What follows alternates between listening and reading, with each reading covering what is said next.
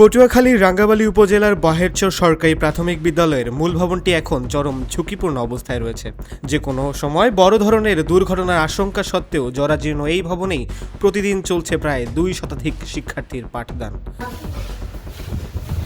স্থানীয়দের অভিযোগ, 2009-10 অর্থ বছরে নির্মিত ভবনটিতে নিম্নমানের নির্মাণ সামগ্রী ব্যবহার করায় অল্প সময়ের মধ্যেই ফাটল ও ধস দেখা দেয়, যার ফলে বর্ষা মৌসুমে শ্রেণীকক্ষে পানি জমে ব্যাহত হচ্ছে পাঠদান।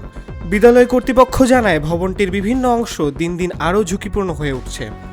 ঝড়ো হাওয়া বা বাতাসের চাপেও ভবন কাঁপতে শুরু করে বলে অভিযোগ তাদের। এটা হচ্ছে শুধু বিদ্যালয়ই না, এটা একটা সাইক্লোন সেন্টারও বটে। এখানে বিভিন্ন সময় প্রাকৃতিক দুর্যোগের সময় মানুষগুলো যে আসে, তখন তাদেরকে আমাদের ওঠানামা এবং তারা যে আসে তখন পানিতে হাঁটু পর্যন্ত পানি হয়ে যায়। তো ওই অবস্থায় একজন মুমূর্ষু ব্যক্তিকেও আমরা এখানে ঠাঁই দিতে পারি না।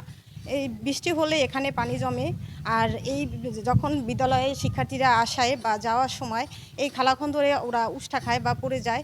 নতুন ভবনের নির্মাণ করার 2-3 বছর পরে দেখছি ভবনের মেঝে বা নিচতলা ভিডিটা অনেক ডাইবে গেছে। আপনারা দেখতে পাচ্ছেন ক্যামেরায় বা দেখছেন যে অনেক ফাটল ধরছে। 30 ফিটের না করে তারা 15 মিটার করছে, যার কারণে স্কুল বন্যা হলে কাঁপে। এই ভবনটি 2009 এবং 10 অর্থ বছরে কাজ সমাপ্ত হয় প্রায় 11 সালের শেষের দিক দিয়ে। আমরা 12 সালে, কিন্তু 3 বছর যাইতে না যেতে ভবনটির সমস্ত খুঁটির গোড়ার থেকে ফাটল শুরু হয়েছে।